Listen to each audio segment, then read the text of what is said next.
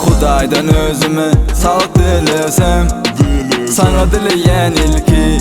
sebebi seni söyleyen senin sağlığın, çünkü Xudaydan özümü sağlık dilesem,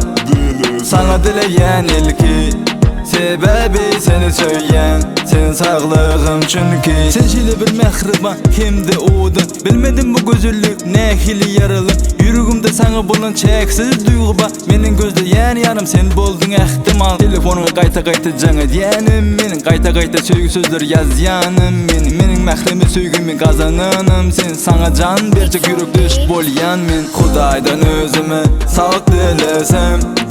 sana dileyen ilki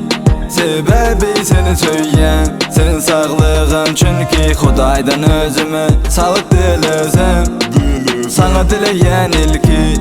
sebebi seni söyleyen senin sağlığın, çünkü söyleyen senin kara gözlüğünü, xalayan senin şirin sözlüğünü, sıyılayan bana bolun mehrini, koruyan sana bolun söygümü, küyseyen sen uzakta vaxtın, gözleyen sen yok vaxtın, kucuklayan seni görün vaxtın, oğşayan hiç kim yok vaxtı. Xudaydan özümü sağlık dilesem,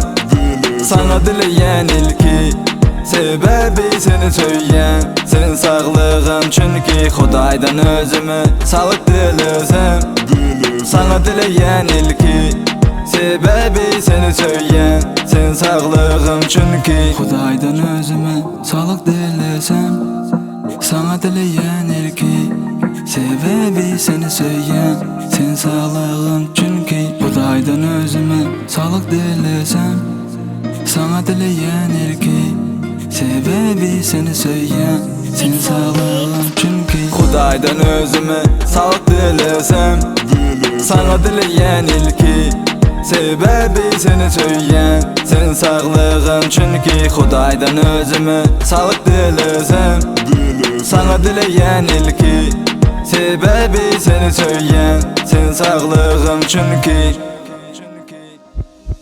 her vaqt dua oqanda elimin ayası bol, gündüz olmaz yali canımın sayası bol, her vaqt ilham gelende qalamım siyası bol, ziyanı der gül yali söygümün peydası bol, söygü baxda ekide kutuluğuna qaçsаңda her vaqt yanımda bol, men bolayın daşşыңda Xudaydan sağlık dilesem, sana dileyen ilki sebebi seni söyleyen sen sağlığım, çünkü